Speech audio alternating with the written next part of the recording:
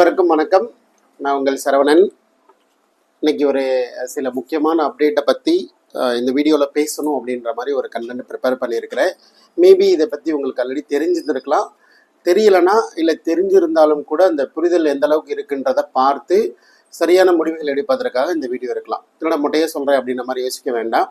Deemed university 3rd ரவுண்டோடைய counselling start பண்ண போகிறாங்க. சொல்லப்போனால் நேற்று ஈவினிங் வரைக்கும் 2nd ரவுண்டாக அலாட்டட் கேண்டிடேட்டுக்கு ரிப்போர்ட்டிங் 5 மணி வரை டைம் கொடுத்தாங்க. அப்போ எவ்வளோ மாணவர்கள் ரிப்போர்ட் பண்ணியிருக்கிறாங்க, எங்கெங்கெல்லாம் சீட் வேக்கன்சி இருக்குன்ற ஆல்ரெடி பேரண்ட்ஸு பல விதமான ரிசோர்ஸில் இருக்கிற வேக்கன்சிஸ்லாம் கலெக்ட் பண்ணியிருந்துருக்கலாம். எனக்கும் சில கனெக்டிவிட்டி கான்டாக்ட்லாம் இருக்கிறதுனால நாமளும் கலெக்ட் பண்ணி வச்சுருக்கோன்னு வச்சுக்கோங்களேன். ஸோ எல்லா பக்கமும் ஒரு பக்கம் இருக்கட்டும். ஸோ ரவுண்ட் 3 டீம்டு யூனிவர்சிட்டி இப்போ நமக்கு அடுத்து இதுதான். இப்போ இன்னைக்கு வரைக்கும் என்ன நடந்திருக்கு, தமிழ்நாட்டில் 2வது ரவுண்ட் ரிசல்ட் வந்தாச்சு, ரிப்போர்ட்டிங் ஸ்டார்ட் பண்ணிட்டாங்க. சென்டாக் புதுச்சேரியில் 2nd ரவுண்ட் ரிசல்ட் கொடுத்தாச்சு, ஜாயின் பண்ண ஸ்டார்ட் பண்ணியாச்சு. தமிழ்நாட்டிலோட ஜென்ரல் எம்சிசி கவுன்சிலிங்கோட 2nd ரவுண்டு ரிசல்ட் வந்து பப்ளிகேஷன் ரிசல்ட்டுக்கு வந்து ஜாயினிங் ஃபார்மாலிட்டி ஓவர். சரிங்களா?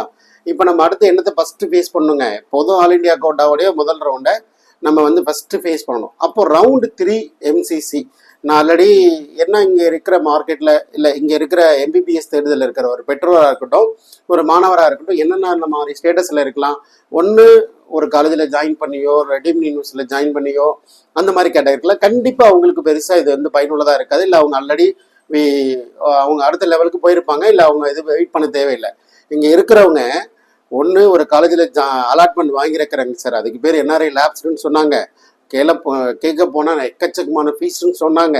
அந்த ஃபீஸை எப்படி கட்டுறதுன்னு தெரியல, ஜாயின் பண்ணலாமா வேண்டாமா, அந்த மாதிரி பல குழப்பங்களில் இருக்கிறேன். அடுத்து நான் என்ன பண்ணுறது? இல்லை ஒரு அலாட்மெண்ட் இது வரைக்கும் என்னுடைய பேரில் ஒரு அலாட்மெண்ட்டை பார்க்க முடியல சார். நானும் ஆரம்பத்துலேருந்து ஃபஸ்ட் ரவுண்ட்லேருந்து இது வரைக்கும் போராடிட்டு இருக்கிறேன். ஃபஸ்ட் ரவுண்டில் ஒரு சின்ன மிஸ்டேக் பண்ணிட்டேங்க சார், மார்க் கொஞ்சம் வரல, ரீசனபிளாக தான் இருந்துச்சு, நம்ம அடுத்த ரவுண்டில் பார்த்துக்கலாங்க, பணம் காரணத்துக்காகவும் இல்லை ஒரு கல்லூரி காரணத்துக்காகவும் ஏதோ ஒரு டிசிஷனில் ரிப்போர்ட் பண்ணாமல் விட்டுட்டங்க. இன்னைக்கு ஏதாவது ஒரு அலாட்மெண்ட் வந்துடுமான்னு என்னென்னமோ மோதி பார்க்குற, எங்கேயுமே அலாட்மெண்ட் கிடைக்கும். இந்த மாதிரி மாணவர்களும் பெற்றோர்களும் இருக்கிறாங்க. அவங்களுக்கெல்லாம் ஏதாவது ஒரு ஆறுதலான விஷயமோ இல்லை ஒரு வழிமுறைகளோ இல்லை ஏற்கனவே ஜாயின் பண்ண கேண்டிடேட்டுக்கு ஒரு மெத்தடாலஜியோ ஏதோ ஒன்று சொல்லிக் கொடுக்கணும் அப்படின்ற நோக்கத்தில் இந்த வீடியோ எடுக்கிறோம். So topic is round 3 deemed யூனிவர்சிட்டியோடைய ஒரு முக்கியமான அப்டேட்டாகவும் ஷெட்யூல் அப்புறம் ரெசிக்னேஷன், இந்த 2 டாபிக் பற்றி இதில் சொல்ல போகிறேன். அப்புறமேல் வழக்கமாக எப்போது இதில் ஒரு கீ பாயிண்ட்ஸ் சொல்லுவேன்ல, என்னோட ஒவ்வொரு வீடியோவில் ஒரு சில கீ பாயிண்ட்ஸ் இருக்கும். அது நான் கீ பாயிண்ட்ஸ் சொல்கிறத விட நீங்களே கண்டுபிடிச்சிக்கோங்க தான் சொல்லுவேன். சரிங்களா? ஸோ ஃபுல் வீடியோவை கடைசி வரைக்கும் மிஸ் பண்ணாமல் ஃபுல்லாக பாருங்கள். உங்களுடைய தேவைக்கு உண்டான நல்ல கண்டென்ட்டை கையில் எடுத்துக்கிட்டு பயன்படுத்திக்க யோசிங்க. சரிங்களா? ஸோ பாயிண்ட் நம்பர் 1 ஃபர்ஸ்ட் நான் என்ன சொல்லிட்டோம், ரைட், இம்பார்ட்டன்ட் அப்டேட்ல ஃபர்ஸ்ட் பார்த்தீங்கன்னா இந்த ரெசிக்னேஷன் லெட்டரை பற்றி 26ஆம் தேதி போஸ்ட் எம்சிசியில் கொடுத்துட்டாங்க. சில பேர் பார்த்துருக்கலாம், சில பேர் பார்க்காம இருந்திருக்கலாம், இல்லை சில பேர் பார்த்தாலும் அதோட அண்டர்ஸ்டாண்டிங் புரியாமல் இருக்கலாம். அந்த ஒரே ஒரு காரணத்துக்காக நான் ஈஸியாக தமிழில் புரியுற மாதிரி சொல்கிறேன். பாயிண்ட் நம்பர் 1, ரவுண்ட் 1ல் அலாட் ஆகி ஜாயின் பண்ண கேண்டிடேட். சரிங்களா? ரவுண்ட் 1ல் அலாட் ஆகி ஜாயின் பண்ண கேண்டிடேட்டு அப்கிரேடேஷனும் கேட்டிருக்கிறீங்க. சரிங்களா? ஆனால் உங்களுக்கு அப்கிரேட் ஆகலை. நீங்கள் ஒரு காலேஜ், ஒரு டாப் காலேஜ் இல்லாமல் ஒரு நார்மல் காலேஜ், ஓகே சீட்டை விட்டுறக்கூடாதுப்பா, ஜாயின் பண்ணிக்கலாமான்ற ஒரு யதார்த்தமான பார்வையில் ஜாயின் பண்ணிக்கிட்டீங்க. இப்போது ரவுண்ட் 2ல் அப்கிரேடேஷன் ஆகுமா ஆகலையான்னு சொல்லி வெயிட் பண்ணி ஒரு டாப் காலேஜஸ் இதுதான் எனக்கு வேணுன்ற மாதிரி ப்ரிச் பண்ணியிருந்துருக்கலாம். அப்கிரேட் ஆகலை அப்படின்ற சுச்சுவேஷனில் உங்களுக்கு வேறு ஏதோ ரிசோர்ஸில் ஒரு அலாட்மெண்ட்டை தமிழ்நாட்டிலையோ பாண்டிச்சேரி எங்கே ஒன்றும் நம்ம வாங்கி கொடுத்துருக்குறோம், என்னோட ஸ்டூடெண்டே இருக்கிறாங்க, வாங்கி கொடுத்துருக்குறோம் அப்படின்னா என்ன பண்ணலாம், நீங்கள் ரிசைன் பண்ணலாம். என்னைக்கு 1ஆம் தேதிக்குள்ளே ரிசைன் பண்ணலாம் வித்தவுட் ஃபோர் ஃபீச்சர். நீங்கள் ஒரு 2 லட்ச ரூபா பணம் கட்டியிருப்பீங்களே, அந்த 2 லட்ச ரூபாய் இழக்காமல் நீங்கள் இது பண்ணிக்கலாம், ரிசைன் பண்ணி வெளியில் வந்துக்கலான்றது ஃபஸ்ட்டு பாயிண்ட்டு.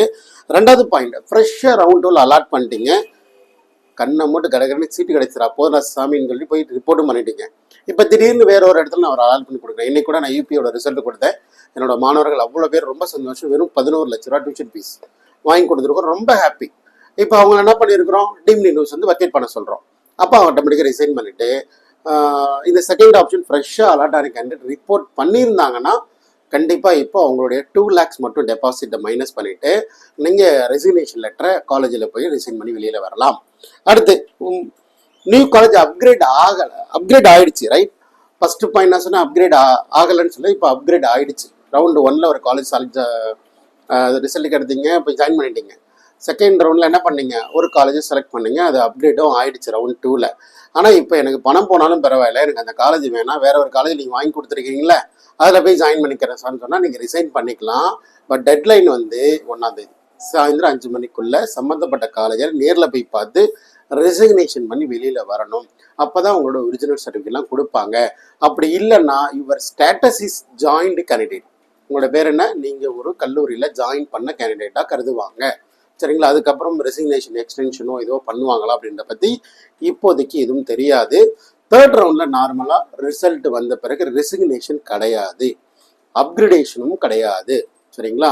தேர்ட் ரவுண்டு வரைக்கும் நீங்கள் நின்றுட்டீங்க, சாய்ஸ் செலெக்ஷன் பண்ணிட்டீங்க, அப்கிரேடேஷன் செகண்ட் ரவுண்டு தேர்ட் ரவுண்டுக்கு அப்கிரேட் எது போயிட்டாலும் சரி, தேர்ட் ரவுண்டுக்கு அப்புறம் எதுவுமே பண்ண முடியாது. It is a final order.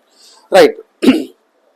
So ரெசிக்னேட்டரை பற்றி ஒரு பாயிண்ட் சொல்லிட்டேன். பி அவர் ரெஜிஸ்ட்ரேஷன் ரவுண்ட் 3 ஷெட்யூல் சொல்லிடுறேன். Can you remember? இன்னைக்கு டேட் வந்து 28. 3ஆம் தேதியிலேருந்து ரெஜிஸ்ட்ரேஷன் ஸ்டார்ட் பண்ணலாம். 8ஆம் தேதி வரைக்கும் சாய்ஸ் லாக்கிங் ரெஜிஸ்ட்ரேஷன் ப்ராசஸ்லாம் பண்ணிக்கலாம். 11ஆம் தேதி உங்களுக்கு ரிசல்ட் வந்துடும். அப்போ ரிப்போர்ட்டிங் 12ஆம் தேதியிலேருந்து 18ஆம் தேதி வரைக்கும். அப்போ தமிழ்நாட்டில் 12ஆம் தேதியிலேருந்து 18 வரைக்கும் நீங்கள் டீம்டு யூனிவர்சிட்டியில் ரிப்போர்ட் பண்ணலாம். அப்படின்னா தமிழ்நாடு மெடிக்கல் செலெக்ஷனுடைய ரவுண்ட் 3 ரிசல்ட் என்னைக்கு இருக்கும்? 16ஆம் தேதி ரிசல்ட். அப்போ பி அலர்ட். ஒரு கனெக்டிவிட்டி தான். ஏன்னா கண்டிப்பாக எப்போ தமிழ்நாடு என்ன பண்ணுவாங்கன்னா, ஏற்கனவே நீங்கள் டீம்டு யூனிவர்சிட்டியில் இல்லை ஆல் இண்டியா கோட்டாவில் சீட் வச்சிருக்கிறீங்க, கரெக்டாக நீங்கள் ஜாயின் பண்ணுற 2 நாளைக்கு முன்னாடி நமக்கு ரிசல்ட் கொடுப்பாங்க. அப்போது இங்கே இருக்கிற அலாட்மெண்ட்டை பார்த்துட்டு நீங்கள் என்ன பண்ணிக்கலாம், அடுத்த ஸ்டெப்பு இது முயற்சி பண்ணலாம். சரிங்களா? ஏன்னா இப்போ தான் உங்களுக்கு ஒரு மிகப்பெரிய ஒரு ஆலோசகரோ உங்கள் கூட இருக்கிற ஒரு மிகப்பெரிய ஒரு இதுவாக இருக்கணும். சரிங்களா? நீங்கள் எவ்வளோ செலவு பண்ணாலும் இன்றைக்கி நான் சீட்டு வாங்குறதுக்கு வேணும் அப்படின்ற மாதிரி நிலைமைக்கு வந்த பேரண்ட்ஸ் நம்மள்ட்ட இருக்கிறாங்க. ஆனால் உங்களுக்கு ப்ராப்பரான கைடன்ஸ் இல்லாமல் தவறு பண்ணுறவர்கள் தான் இங்கே அதிகம். தான் மேல் இருக்கிற அதீத நம்பிக்கை, தனக்கே தெரியுன்ற அதீத நம்பிக்கை, கண்டிப்பாக நீங்கள் அப்படி நம்பிக்கை இருந்து ட்ராவல் பண்ணும்போது சரியாக நடக்கும் பட்சத்தில் எனக்கு சந்தோஷம். சரிங்களா? ரைட், அடுத்து போயிடும், விஷயத்துக்கு வரலாம்.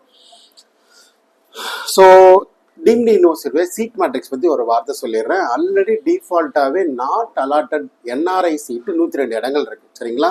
இது இல்லாமல் 102 இடங்கள் அலாட் ஆகாமல் அலாட்டான என்ஆர்ஐ சீட்டும் சில இடங்கள் வந்து ரிப்போர்ட் பண்ணலை, மாணவர்கள் வந்து ரிப்போர்ட் பண்ணலை. அப்போது 102லேருந்து ஒரு 120 மாணவர்கள் வரைக்கும் 120 130 சீட் வரைக்கும் ஆல்ரெடி என்ஆர்ஐயில் சீட் வேக்கன்ட் இருக்குது. இது இல்லாமல் ஜென்ரல் மேனேஜ்மெண்ட்லேயும் சீட் வேக்கன்ட் இருக்குது. நான் ஆரம்ப காலத்தில் என்னென்ன வேக்கன்சி சொல்லணும், அந்த வேக்கன்சிலேருந்து பெரிய மாற்றங்கள் இருக்காது. ரைட். ஒரு 200 வேக்கன்சியாக ஒரு கணக்கு, தோராயமான மதிப்பீடு தான். குறிப்பிட்டு சொன்னால் எல்லா காலேஜையும் டேலி பண்ணணும், எல்லாமே கணக்கு பார்க்கணும். ஸோ பார்க்கறதுல ஒன்றும் கடினம் இல்லை. பட் எல்லா புள்ளி விவரங்களையும் நம்ம ஆட் பண்ணி தவறான இன்ஃபர்மேஷன் சொல்லக்கூடாது. ஒரு தோராயமாக என்ஆர்ஐ இடங்கள், பொதுவான மேனேஜ்மெண்ட் இடங்கள், இதை எல்லாத்தையும் கணக்கு பண்ணி ஒரு 300 இடங்கள் அந்த மாதிரி ரேஞ்சு வரலாம் அப்படின்னு ஒரு எதிர்பார்த்துக்கலாம். குறைவாக இருக்கலாம், இல்லை கூடவும் இருக்கலாம். எல்லாத்தையும் கணக்கு பண்ணி என்ஆர்ஐ சீட்ஸ் இவ்வளோ, ஜென்ரல் மேனேஜ்மெண்ட் இவ்வளோன்னு 2ஆக பிரிச்சு. ஏன்னா general management NRI. So general management சீட்டோடைய அலாட்மெண்ட் எப்படி இருக்கும்? ரவுண்ட் 1லேருந்து ரவுண்ட் 2 போகும்போது யாராவது ஏதாவது எதிர்பார்த்தீங்களா 200 மார்க்கில் இருக்கிறது யாருக்கும் அலாட்மெண்ட் ஆகாதுன்னு? இப்போது மிகப்பெரிய காம்படிஷன் இருக்குது. ஜென்ரல் மேனேஜ்மெண்ட் எப்படி இருக்கும்? ஒரே ஒரு புள்ளி வரை மட்டும் எடுத்துக்கோங்க. தமிழ்நாட்டில் 580 மார்க் எடுத்த பிசி கம்யூனிட்டி மாணவர் மேனேஜ்மெண்ட் கோட்டாவில் அப்ளையே பண்ணலை. ஏன் அப்படின்னா கவர்மெண்ட் கோட்டாவில் கன்ஃபார்மாக கிடைச்சிரும்னு எதிர்பார்த்தார். அது ஒரு 560 மார்க் இருக்கிற ஒரு பிசி மாணவர் என்ன பண்ணுவார்? கவர்மெண்ட் கோட்டா கிடைக்கல, மேனேஜ்மெண்ட் கோட்டாக்கு அப்ளிகேஷனே போடலை. அவரோட வாய்ப்பு என்ன பண்ணலாம், எது பண்ணலாம் நிறைய யோசிச்சார்னா, அடுத்து ஒரு வேளை உங்களுடைய டீம்டு யூனிவர்சிட்டியோடைய ஃபீஸ் கட்ட முடியும், என்னால் ஒரு 20 லட்சம் 25 லட்சம் கட்ட முடியும், படிக்க முடியும் அப்படின்னா என்ன பண்ணுவாங்க? ஆட்டோமேட்டிக்காக இங்கே வரதான் செய்வாங்க. அவங்களோட ஆப்ஷன்களை அதிகப்படுத்திக்க தான் செய்வாங்க. அவங்களுக்கு நாம் ஆல்டர்னேட்டிவாக நிறைய ஆப்ஷன் கொடுக்குறோம். வெறும் 11 லட்சம் 12 லட்சத்துக்கே சீட்டு கொடுக்கறதுக்கு நான் ரெடியாக இருக்கிறேன், தேவை பட்சம் வாங்கலாம். பட் இந்த காம்படிஷன் அண்ட் போட்டிகள் வந்து பார்த்துக்கோங்க. கவர்மெண்ட் கோட்டாக்கு இது நிலைமை. அதே போல் மேனேஜ்மெண்ட் கோட்டாக்கு அதை விட மோசம். 531 மார்க் கீழே இருக்க யாருக்கும் ஜென்ரல் மேனேஜ்மெண்ட்டுக்கு சீட்டு கிடையாது இல்லைட்டா? ஸ்டேட் ப்ரைவேட் யூனிவர்சிட்டியில் போனால் ஆல்மோஸ்ட் அங்கேயே ஒரு 22 லட்சம் 23 லட்சம் வந்துடுது. அப்போ 22 லட்சம் 23 லட்சம் கட்டணும். ஏன் அப்போ நான் டீம்டு யூனிவர்சிட்டி போகக்கூடாதான்னு ஒரு அளவு எடுத்தாங்க.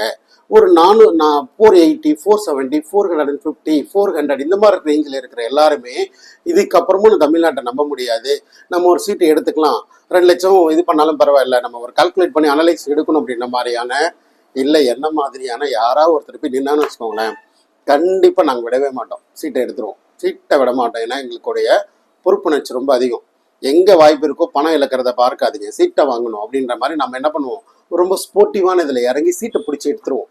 அப்படி இந்த மாதிரி எங்களை மாதிரி இருக்கிற யாராவது ஒருத்தர் ரொம்ப கூட இருந்தாங்கன்னா அவங்கள்ட்ட ரொம்ப வந்து சீட்டை வந்து வாங்கிடுவாங்க அப்படின்றதுல கவனமாக இருக்கணும். அப்போது நார்மலாக இங்கே இருக்கிற ஒரு 300 மதிப்பெண் கீழே, ஒரு 250 மதிப்பெண் கீழே, 200 மார்க் கீழே எவ்வளோ மாணவர்கள் இருக்கிறாங்க, இங்கே இருக்கிற இடம் எவ்வளோ இடங்கள் ஜென்ரல் மேனேஜ்மெண்ட் இருக்குது, சீட்டு கிடைக்குமா கிடைக்காதா உங்களுக்கே பதில் தெரியும். சரிங்களா? ஜென்ரல் மேனேஜ்மெண்ட்டுக்கு ஹெவி காம்படிஷன் இருக்குது. சார் அப்போ நான் 250 மார்க் இருக்கிறேன், 250 மார்க் கீழே இருக்கிறேன், அப்போ எனக்கு சீட்டு கிடையாதா? தமிழ்நாட்டிலையும் நீங்கள் என்ஆர்ஐ லேப்ஸ்க்கு முடிச்சிட்டிங்க, என்ஆர்ஐ லேப்ஸ்க்கு காலி 30 லட்சம் கட்டுறதுனால அதுக்கும் இல்லைன்னு சொல்லிட்டாங்க. அப்போ எனக்கு என்னதான் சார் வழி? ஒரு 300 மார்க் கீழே இருந்தால் சரி, தாராளமாக அதற்கும் ஆப்ஷன் இருக்குது. மேனேஜ்மெண்ட் கோட்டா அப்ளை பண்ணாமல் மட்டும் தான் இன்னும் நல்லாயிருக்கும். அப்போது டீம்டு யூனிவர்சிட்டி தான் வரணும். 350 மார்க் 300 மார்க் கீழே இருக்கிற தமிழ்நாட்டு மேனேஜ்மெண்ட் கோட்டா அப்ளை பண்ணல, வேறு ஆப்ஷன் இருக்கான்னு கேட்டிங்கன்னா ஒன்லி என்ஆர்ஐ கன்வர்ஷன் தான். பல வீடியோக்குள்ள என்ஆர்ஐயை பற்றி சொல்லிட்டேன். Already we have lot of document. அதை வச்சு என்ஆர்ஐயாக மாற்றி முதல் வருஷம் மட்டும் கொஞ்சம் அதிகமான செலவின தொகைகள் ஆகும். அதை பயன்படுத்தி ஜாயின் பண்ணிக்க ட்ரை பண்ணுங்கள். ஒரு எம்பிபிஎஸ் அலாட்மெண்ட்டை வாங்கி எடுத்து ட்ரை பண்ணுங்கள். அடுத்த வருஷம் போகலாமான்னு யோசிக்கிறது வேற, கடைசி ரேஷன் இன்வெஸ்ட்மெண்ட் பண்ணி எப்படியாவது சீட் எடுக்கலாமன்றது ஒரு முயற்சி. ஒரு வேலை தேவைப்படுதுன்னா என்ஆர்ஐ கன்வர்ஷன் பண்ணி கன்ஃபார்மாக சீட்டு போட முடியுங்க. நீங்கள் தாராளமாக இது பண்ணிக்கலாம். அதுக்கு நம்ம நிறைய மாணவர்களுக்கு என்கரேஜ் பண்ணியிருக்கிறோம். அதை பற்றி நிறைய வீடியோக்குள்ளேயும் சொல்லியிருக்கிறோம். வேறு ஆப்ஷன் கிடையாது. இல்லை சார் நான் ஒரு 220 மார்க் இருக்கிறேன், எனக்கு ஜென்ரல் மேனேஜ்மெண்ட்டில் கிடைச்சிரும் சார், எனக்கு மீனாட்சியில் அதிக சீட் இருக்குன்னு சொன்னாங்க, மகாத்மா காந்தியில் அதிக சீட் இருக்குன்னு சொன்னாங்க, பட் நினச்சிட்டே இருங்க, நாளைக்கு அலாட்மெண்ட் வரலன்னா யார் பதில் சொல்கிறது? ஒருவேளை என்ஆர்ஐ கன்வர்ஷன் பண்ணோன்னா ஜென்ரல் மேனேஜ்மெண்ட்டில் ஃபஸ்ட்டு சாய்ஸு, அடுத்து என்ஆர்ஐ சீட்டை போட்டுக்கலாம் இல்லையா? சீட்டை விடலாமா, வெளியில் வரலாமா? அந்த மாதிரியான ஒரு முற்போக்கு சிந்தனையில் முடிவுகளை எடுங்க. மிஸ் பண்ணாதீங்க. நமக்கு சீட்டு தான் ரொம்ப முக்கியம். ரைட்? அடுத்த பாயிண்ட்டு, கண்டிப்பாக டீம்டு யூனிவர்சிட்டியோட அலாட்மெண்ட்டு கண்டிப்பாக ஹையர் மார்க்குக்கு இருக்கலாம் அப்படின்ற ஒரு பார்வையில் பார்க்குறேன். அதே போல் பிலோ 300 மார்க்கில் இந்த என்ஆர்ஐ கன்வர்ஷன் ஆப்ஷனை பயன்படுத்த பார்க்குறேன். தேவைன்னா வந்து பாருங்கள். டீம்டோட கட் ஆஃப் ரொம்ப அதிகமாக இருக்கும். அப்படி இல்லைன்னா பேரலாக சென்டக்கில் இருக்கிற ஆப்பர்ச்சுனிட்டி, இங்கே இருக்கிற என்ஆர்ஐ லேப்ஸ்க்கு ஆப்பர்ச்சுனிட்டி, இல்லை அதர் ஸ்டேட்டில் இருக்கிற ஆப்பர்ச்சுனிட்டி, இது எல்லாத்தையுமே கிளப் பண்ணி ஒரு பர்ஃபெக்ட் கைட்லைனுக்கு நீங்கள் வாங்க. இன்னமும் ஐடியலாக இருக்க வேண்டாம். நம்ம இதுதான் ட்ராவல் பண்ணோம், இதில் வந்துடும் நம்பிக்கையில் இருந்ததை தாண்டி ப்ரொஃபஷ்னலாக ஒரு பர்சன் உங்கள் கூட இருக்கிறதுக்கு வச்சுக்கோங்க. செலவு தான் இருந்தாலும் வந்து வர்த்தபிளாக இருக்குங்க. அவ்வளோதான், சிம்பிள் லாஜிக். நம்ம அடுத்தடுத்த வீடியோவில் பார்க்கலாம்.